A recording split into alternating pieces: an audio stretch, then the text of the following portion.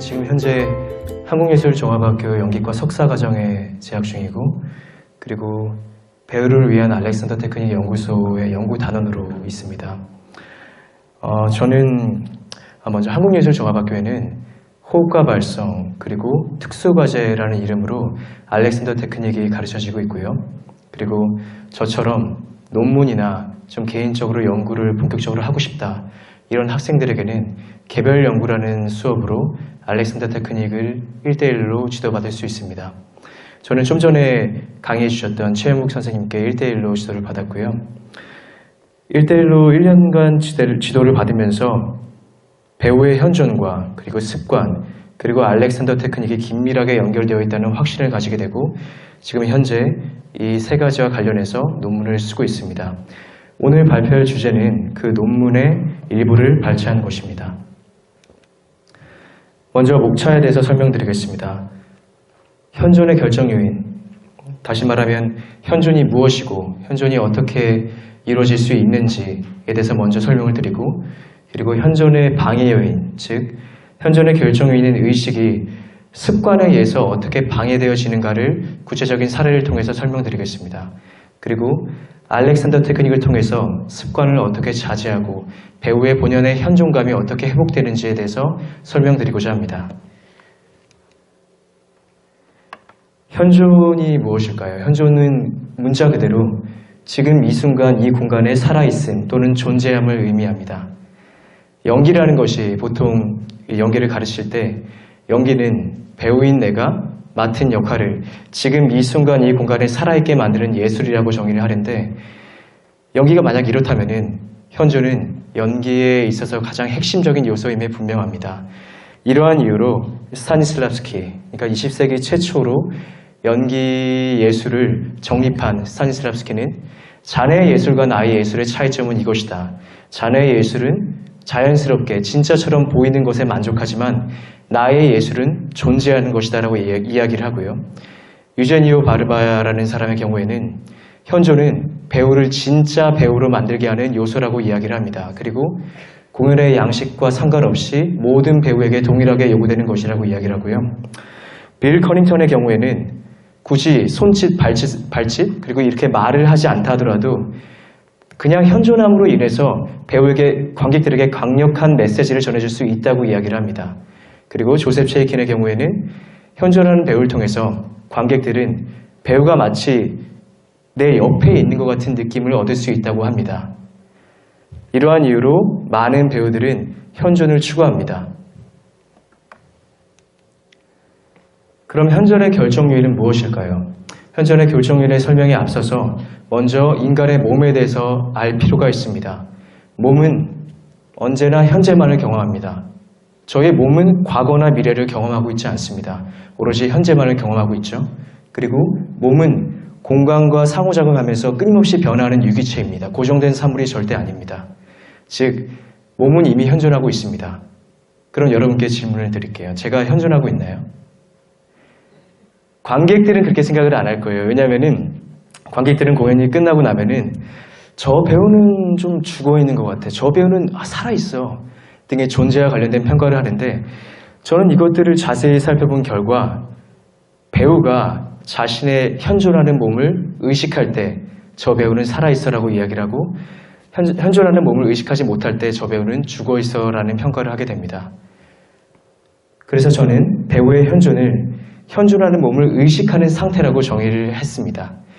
뇌과학자 크리스토프 코우는 인간은 의식을 하지 않으면은 지금 이 순간 이 공간을 절대 경험할 수가 없고 존재할 수조차도 없다고 이야기를 합니다. 배우의 현존은 몸을 의식하는 상태, 즉 신체적 의식의 상태라고 정의할 수 있습니다. 그러면 왜 습관이 현존을 방해하는 걸까요?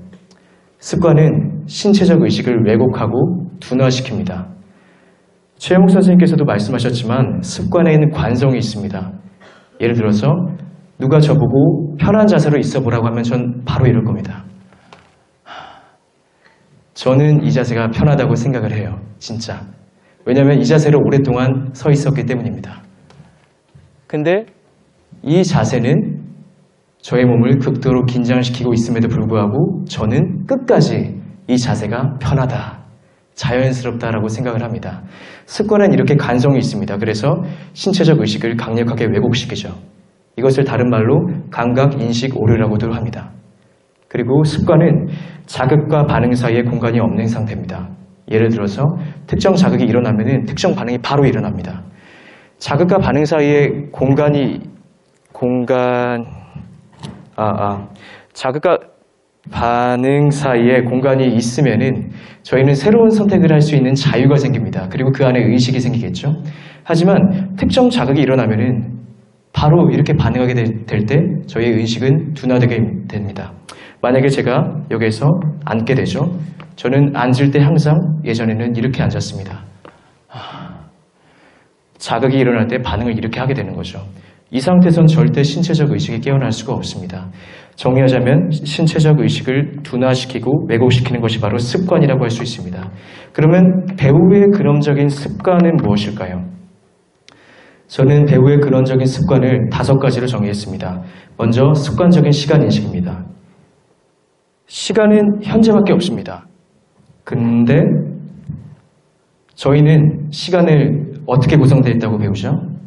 과거, 현재, 미래 이렇게 3가지로 구성되어 있다고 배웁니다. 그래서 습관적으로 현재의 의식을 두는 것이 아니라 과거나 미래에 분주하게 거기에만 고착화돼서 인식을 집중시키는 경향이 있습니다. 배우 또한 마찬가지인데요. 과거 지향적인 습관을 예를 들어서 설명하자면 3일 전에 제가 연기를 한번 해봤습니다. 근데 제가 판단을 한 거예요. 지금 연기 좋았는데? 지금 연기 좀 좋았어. 그래서 제가 3일 뒤인 오늘 그때의 감정, 그때의 표정, 그때의 호흡, 그때의 동작, 그때의 분위기, 그때의 컨디션 그것들을 그대로 재현해서 지금 이 순간 이 공간에 그냥 재현하려고 하는 것입니다. 이때 저는 결코 제 몸이 무엇을 경험하고 있는지 의식을 하지 않습니다. 그저 과거의 것만 집중을 해서 그것을 이 자리에 재현하려고만 하는 거죠. 습관적인 공간 인식에 대해서도 마찬가지입니다. 예를 들어서 상대 배우는 여기 있고 저는 여기 있습니다. 그래서 난 그런 말을 한 적이 없어. 이렇게 얘기를 하는데 이 객석에 여기 있고 객석에 존경하는 교수님들 그리고 가족 그리고 동료 배우들이 앉아있다면 저는 상대 배우의 눈을 보고 있음에도 불구하고 저의 인식의 상태는 오로지 이쪽밖에 없습니다. 관객을 객석 쪽으로 계속 이렇게 집중을 할 때 저는 제 몸을 의식할 수가 없습니다. 반대로 많은 배우들이 이렇게 객석 지향적인 공간 인식의 폐해를 알기 때문에 어떤 배우들은 상대 배우만 집중을 합니다. 오로지 여기는 전혀 신경을 쓰지 않고요. 여기만 집중을 하게 됩니다. 사실 배우의 교감의 상대는 상대 배우만 있는 것이 아니라 관객과도 교감을 해야 되고요. 그리고 무엇보다 중요한 게 자기 자신과 교감을 해야 됩니다. 근데 상대 배우에게만 집중을 하게 되면 자신이 뭘 느끼는지 결코 의식을 할 수가 없습니다. 판단하는 습관에 대해서도 마찬가지죠. 판단하는 습관은 흔히 말하는 자의식의 형태로 드러납니다. 자의식은 타인에 의해서 형성된 혹은 자기의 욕심으로 규정한 그 기준을 가지고 끊임없이 자신을 평가하는 겁니다. 저 같은 경우는 나 오늘 좀 발성이 잘 되나? 나 오늘 화술이 좀 잘 되고 있나? 나 방금 연기가 좀 진실했나? 이렇게 자신을 끊임없이 판단을 하게 되죠. 이러한 자의식의 상태는 앞서 말했던 신체적 의식의 상태와 분명하게 구별됩니다. 자의식은 방금 말씀드린 대로 어떤 기준을 가지고 끊임없이 자신을 평가하는 상태라면 신체적 의식의 상태는 어떠한 판단의 기준도 없이 자신의 몸을 온전하게 경험하는 상태입니다. 목표지향적인 습관도 설명드릴 수 있을 것 같습니다. 다른 예술과 달리 배우에게는 관객이 존재하고요. 그리고 연출가가 존재하고 그리고 제가 말하는 이 대사도 제가 쓴 게 아니에요. 작가가 존재하죠. 그리고 나를 표현하는 게 아니라 역할을 표현해야 됩니다. 이 모든 것들이 배우에게 목적의식을 불러일으킵니다. 예를 들어서 제가 지금 마이크를 떼고 저 뒤에 있는 관객에게까지 제 목소리를 전달해야 됩니다. 이러한 목적의식이 생기고요. 그리고 연출가가 규진아 좋았어. 근데 한 역에서 있다가 3초 뒤에 오른쪽을 좀 봐줄래? 이러한 연출가가 원하는 디렉팅? 아니면 좀 더 우울하지만 인간적으로 좀 표현해 볼래? 뭔지 모르겠지만 그런 목표의식을 이제 배우에게 압박을 주는 거죠. 작가, 대본에 쓰여진 대로, 대본의 의미대로, 그리고 역할은 이런 거야. 이러한 목적의식에 의해서 배우들은 끊임없이 희생됩니다. 물론 목표는 당연히 이루어야 됩니다. 목표를 이룰 때 과정들에 집중하면서 그것을 하나하나 밟아 나가면 되지만 많은 배우들은 이러한 목표가 주어지면은 바로 긴장을 해서 전혀 신체적인 의식을 두지 않습니다. 마지막으로 학습 지향적인 습관을 예로 들을 수 있습니다. 연기는 이런 거야. 발성은 이렇게 해야 돼. 화술은 이런 거야. 이런 것들을 배우게 되면 배우들은 배웠던 것들을 반복하고 배웠던 것들을 어떻게든 지금 이 순간 이 공간에 실현시키려고만 노력하지 내가 지금 내 몸이 무엇을 느끼는지 무엇을 경험하는지에 대해서는 결코 의식을 하지 않습니다. 따라서 학습 지향적인 습관조차도 배우의 현존을 방해하는 근원적인 습관이라고 할 수 있습니다. 그럼 저는 왜 알렉산더 테크닉을 습관의 자제법이자 현존의 회복을 위한 도구로서 선택을 했을까요? 많은 사람들이 습관을 자제할 때 굉장히 외형적이고 부분적으로 접근을 합니다. 예를 들어서 제가 지금 어느 쪽 어깨가 올라가 있죠? 제 오른쪽 어깨가 올라가 있죠? 그러면 많은 사람들은 이렇게 얘기를 합니다. 자, 왼쪽 어깨를 조금 올리고 오른쪽 어깨를 좀 내리세요. 3주 뒤에 저를 관찰하면은 왼쪽 어깨가 올라가 있고 오른쪽 어깨가 내려가 있습니다. 자, 그럼 다시 오른쪽 어깨를 조금만 올리고 왼쪽 어깨를 조금만 내리십시오. 근데 결코 사람들이 말하는 평형 상태는 이루어지지 않고 저는 제 몸이 이 과정에서 굉장히 긴장하게 되고 제 뇌는 포화 상태입니다. 이게 말을 하면서도 지금 어깨가 어떻게 돼 있지? 라는 걸로 인해서 목소리도 안 나오고 말도 안 되고 역할도 집중할 수가 없고 결코 연기를 하면서 현존할 수가 없게 됩니다. 하지만 알렉산더 테크닉은 통합적으로 접근을 합니다. 많은 배우들이 턱에 긴장이 많이 생겨요. 그래서 이렇게 긴장을 풉니다. 턱을 잡고 이걸 잡은 다음에 이 안에서 위아래를 흔듭니다. 이게 될 때까지 하는 거죠. 근데 턱에 긴장이 생기는 이유는 그냥 턱 때문일까요? 저는 그렇게 생각하지 않습니다. 그리고 알렉산더 테크닉은 그렇게 가르치지 않습니다. 턱에 긴장이 생기는 이유는 오히려 손가락 때문일 수 있어요. 많은 사람들이 스마트폰을 사용하느라 손가락을 가만히 있는 상태에서도 이렇게 하고 있을 때가 많거든요. 그리고 발가락을 움츠리고 있을 수도 있고요. 이러한 전인적인, 그러니까 전체적인 몸의 원인이 있을 수도 있고 어쩌면 저의 목적의식 때문에 턱을 이렇게 하고 있어서 턱에 긴장이 들어갈 수도 있습니다. 알렉산더 테크닉은 몸을 전체적으로 바라보고 그리고 심리와 신체를 통합해서 통합적인 마인드로 접근해서 치료를 도모합니다.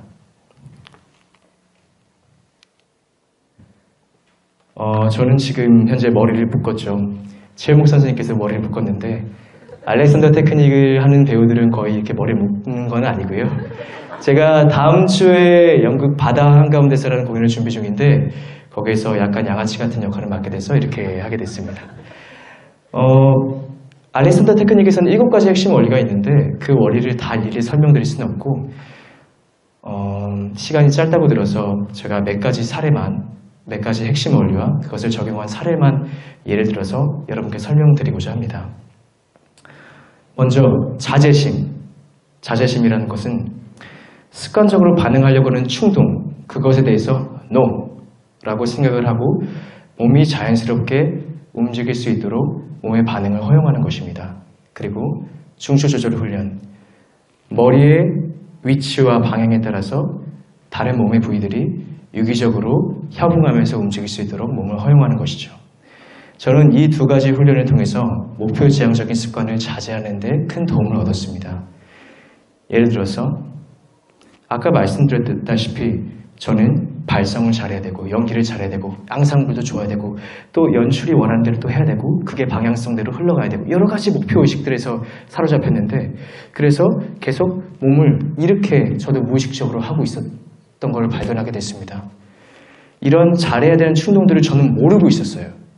근데 자제심 훈련을 통해서 내가 불필요하게 몸을 긴장시키고 쓸데없이 연기에 집중하지 못하고 현존하지 못하게 하는 것들을 발견하게 됐습니다. 그런 습관들을 발견할 때마다 그런 충동대로 할 때마다 NO 라고 하고 한번 몸이 원하는 대로 한번 움직여볼까? 라고 몸을 허용할 수 있는 기회를 허락하게 되는 거죠. 근데 여기에서 중추조절 훈련도 굉장히 중요한 게 몸이 원하는 거를 알아야 내가 이게 목적의식인지 아닌지를 구별할 수가 있거든요. 중추조절 훈련 중에서 저는 멍키 훈련과 호흡 훈련 등을 하게 됐습니다. 이 훈련들을 통해서 몸이 원하는 게 이런 거구나. 그래서 다시 연기를 하려고 하니까 내가 지금 쓸데없이 긴장을 하고 있네. 불필요하게 이렇게 집중하려고 하고 있네. 도움이 되지도 않는데 라는 것을 알게 됐습니다. 이러한 과정을 통해서 저의 신체적 의식은 계속해서 되살아났고 그리고 불필요한 목적 의식들을 관찰하고 자제하기 시작했습니다.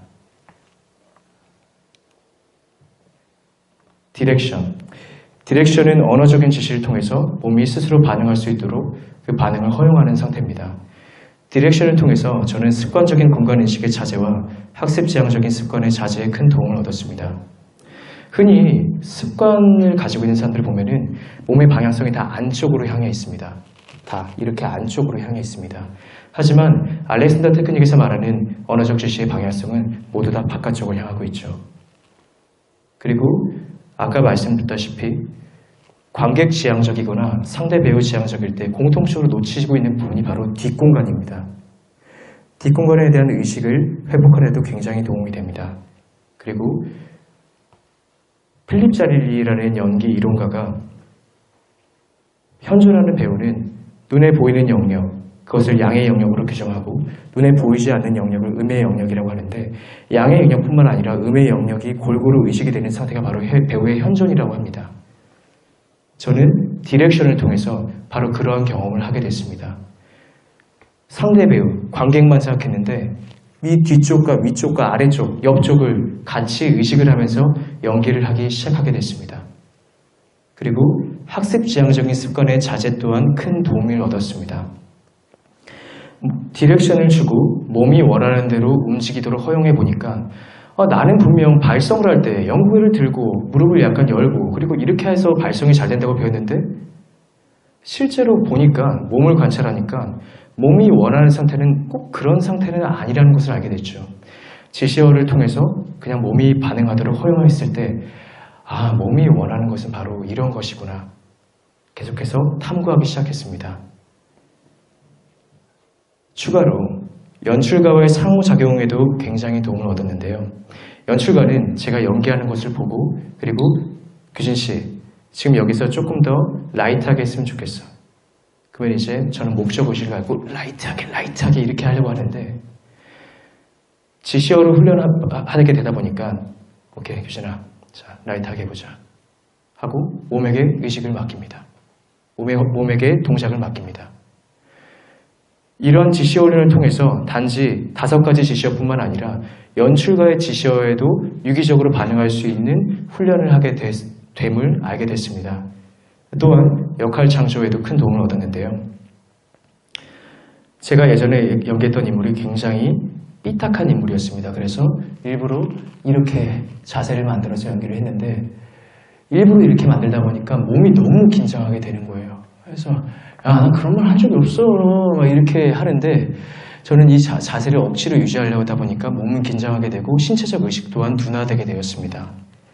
근데 지시어로 훈련하다 보니까 이제는 다른 접근 방법을 하게 됐죠. 그때 맡았던 인물이 장인데 자 나는 장이다 했을 때 몸이 자연스럽게 반응하게 되고 움직여지는 것을 알게 됐습니다. 이렇게 몸을 일부러 역할의 몸틀을 만드는 것이 아니라 역할을 지시어를 통해서 창조할 수 있다는 것을 저는 알렉산더 테크닉을 통해서 발견하게 되었습니다. 마지막으로 진행 과정을 통한 습관의 자제인데요. 진행 과정은 어떤 결과를 향해서 그것만 추구해서 나가는 것이 아니라 결과를 이루기 위한 과정들, 다시 말하면 내가 무엇을 하는지가 아니라 내가 이것을 어떻게 하는지를 끊임없이 의식하는 상태, 다시 말하면 끊임없이 현재를 경험하는 훈련이라고 할 수 있습니다. 이 진행 과정 훈련을 통해서 저는 먼저 계속되는 현재를 경험하기 때문에 당연히 습관적인 시간 인식을 자제할 수 있었고요. 그리고 목적 지향적인 습관을 자제하는 데 큰 도움을 얻었습니다. 목적 지향적인 습관을 자제하는 데 가장 중요한 것은 바로 과정입니다. 목적, 저기까지 달려라 10초 안에. 그러면은 몸을 오히려 의식을 더 할 수가 없게 되는데, 이 저기까지 달려가는 과정에서 저의 온 몸을 다 의식을 하게 된다면은 저는 이 목적 지향적인 습관을 효율적으로 자제할 수 있게 되죠. 마지막으로 판단하는 습관 또한 자제하게 됩니다. 흔히 판단을 언제 하죠? 이후에 하죠. 제가 연기가 끝난 다음에, 연기가 끝나면은 저쪽에 앉아있는 교수님과 저쪽에 앉아있는 동료 배우와 저쪽에 앉아있는 가족이 나중에 연기 끝나고 나서 규진아 오늘 연기 어땠어? 라는 평가를 하게 될 겁니다. 하지만 진행 과정을 훈련을 하니까 저는 이후에 판단할 사람에 대한 두려움이 사라지게 됐어요. 그냥 끊임없는 현재만을 경험하게 되었습니다. 따라서 판단하는 습관의 자제도 굉장한 도움을 얻었습니다. 뿐만 아니라 자연스러운 호흡과 발성, 그리고 연기의 섬세함을 얻게 되었는데요. 지금은 사라졌지만 예전에는 바다 한가운데서라는 작품에서 이런 장면이 있었습니다. 화투를 치는 장면인데, 화투를 잘 치지 못하지만 화투를 칠 때 저의 의식의 상태는 이거였습니다. 짚고 들었다가 치고, 그리고 짚고 봤다가 치고, 이것밖에 의식을 하지 못했는데 백혜슬 교수님께서 그러한 배우들의 모습을 보고 진행 과정을 의식하라고 이야기를 합니다. 끊임없이 몸을 의식하라고 이야기를 하셔서 한번 제가 짚고 이 과정까지 다 의식을 해봤어요. 그냥 빨리 쳐야 되니까 이때 팔의 의식을 전혀 안 했는데, 짚고 정말 이걸 다 의식을 하면서 했는데 그때부터 저의 호흡이 달라지고 저의 발성도 달라지고 완연한 존재감이 생기기 시작했습니다. 따라서 진행 과정 훈련은 이와 같이 이러한 습관들의 자제도 큰 도움이 되고 호흡과 발성, 연기의 섬세함을 돕는 데도 큰 도움이 된다고 이야기할 수 있습니다. 이 밖에도 그 다양한 7가지 나머지 핵심 원리들이 있는데 그것들을 시간이 부족할 것 같아서 여기까지 설명을 했는데 시간이 좀 많이 남았네요. 네네. 아무튼 저는 감사합니다.